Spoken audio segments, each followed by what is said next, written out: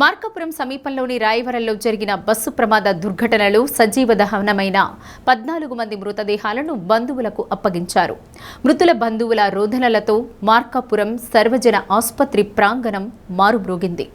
తల్లిని కోల్పోయిన బిడ్డలు ఒకవైపు రోదిస్తుంటే మరోవైపు భర్త కొడుకును కోల్పోయిన వారు పడే అరణ్య రోదన చూపర్లను కంటితడి పెట్టించింది. మరోవైపు కన్న కూతుర్ని పోగొట్టుకున్న తల్లులు గుండెలు బాదుకుని ఏడుస్తుంటే కుటుంబ పోషకుడు కోల్పోయి బ్రతుకు ఎలా సాగించాలంటూ కన్నీటి పర్యంతమవుతున్న దృశ్యాలు హృదయ విదారకంగా ఉన్నాయి. ఎవరిని పలకరించినా పుట్టెడు శోకంతో తల్లడిల్లిపోతున్నారు. బాధిత కుటుంబాలను ఓదార్చడం కష్టతరమైంది.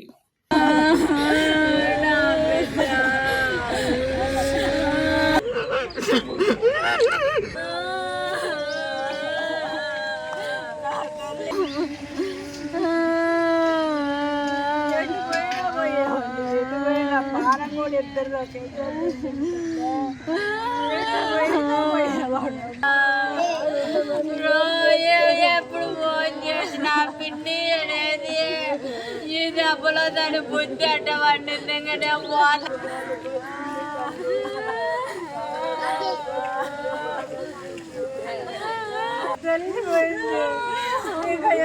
చేసుకోవచ్చు బిడ్డకి 6 సంవత్సరాలు బాబా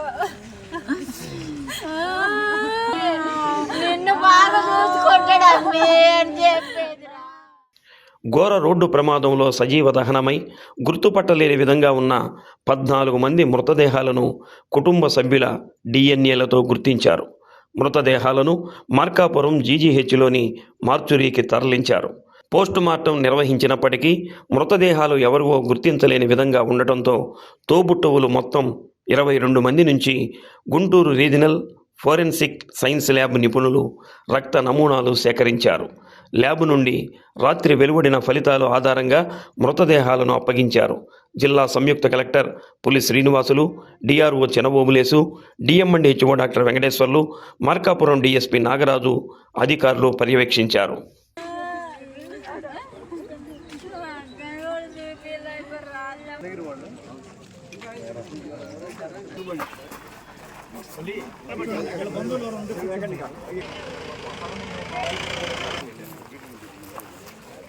సంఘటనా ప్రాంతంలో ఒక్కొక్కరిది ఒక్కొక్క గాథ.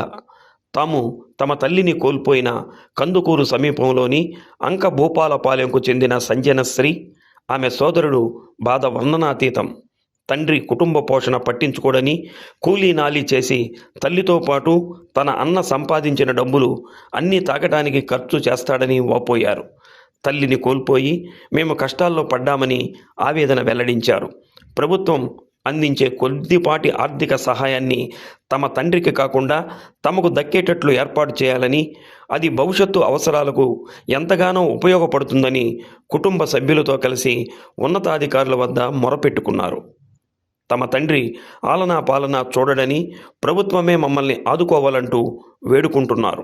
సార్ ఏ ప్రభుత్వం ఏ సాయం చేసినా సరే వీళ్ళ అకౌంట్లో పడేటట్టు చేయండి సార్.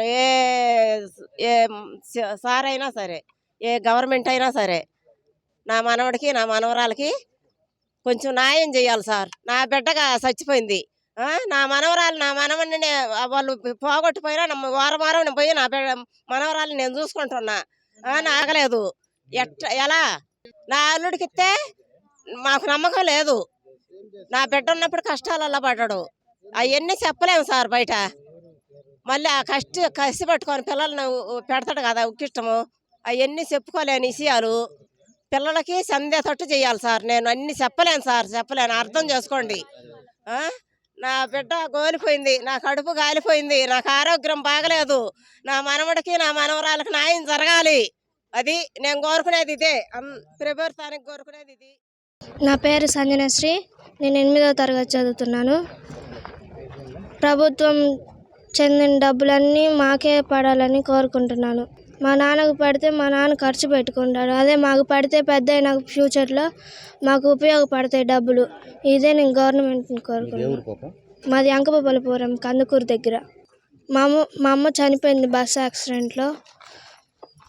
మా నాన్న ఇంక పెళ్లి చేసుకుంటే మమ్మల్ని పట్టించుకోడు.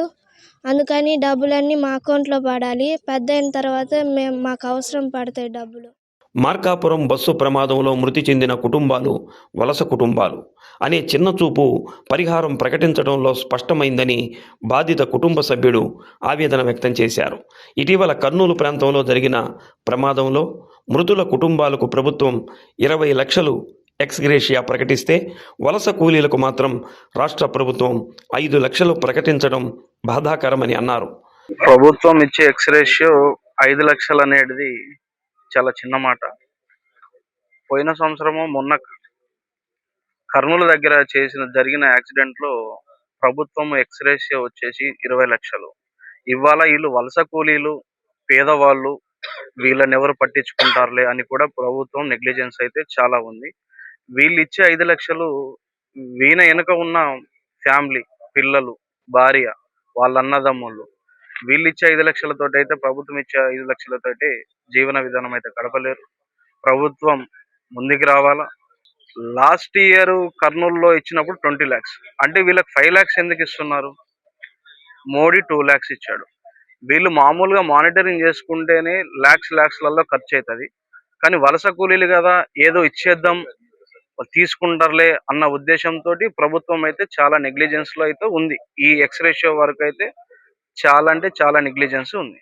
కానీ దీన్ని మాత్రం హైకోర్టు దాకా తీసుకెళ్తా, దీన్ని మాత్రం హరికృష్ణ వాళ్ళని కేసు ఫైల్ చేస్తాం, వదిలిపెట్టే ప్రసక్తే లేదు. ప్రభుత్వం మృతుల కుటుంబాలకు పరిహారాన్ని పెంచి ఆదుకోవాలని కోరారు. ఒక వ్యక్తిని కోల్పోయిన కుటుంబం ప్రభుత్వం ఇచ్చే ఈ కొద్దిపాటి ఆర్థిక సహాయంతో జీవనం సాగించడం కష్టమని పేర్కొన్నారు.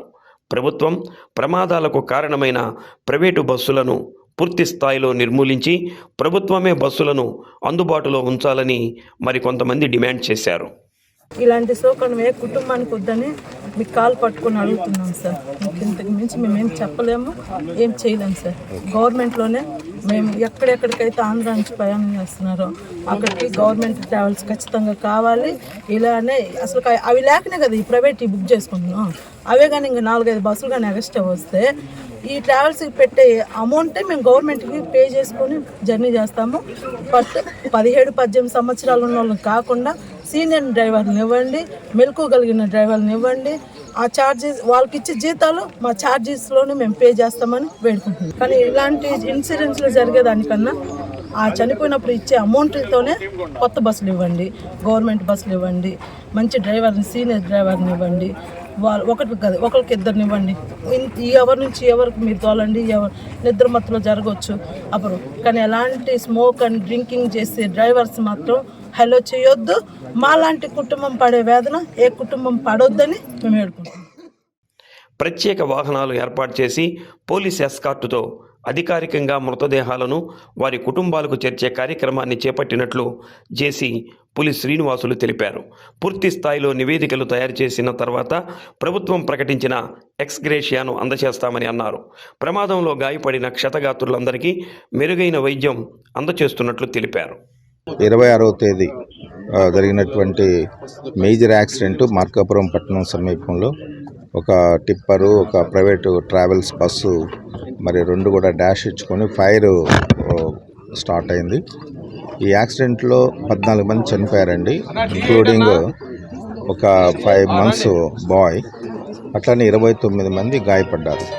అదే మాదిరిగా ఇక్కడ మన మార్కాపురంకి వచ్చేటప్పటికి డెడ్ బాడీస్ ఇక్కడే మనం ఉంచడం జరిగింది. ఈ డెడ్ బాడీస్ సంబంధించినటువంటి బంధువులు ఎవరైతే ఉన్నారో వాళ్ళందరినీ కూడా పిలిపించుకొని వాళ్ళకి సంబంధించినటువంటి బ్లడ్ శాంపిల్స్ తీసుకోవటం, ఫోరెన్సిక్ ల్యాబ్ ద్వారా వాళ్ళకి సంబంధించినటువంటి DNA టెస్టులు చేయించడం, ఇవన్నీ కూడా నిన్న ఈవినింగ్ కల్లా కంప్లీట్ చేశాము.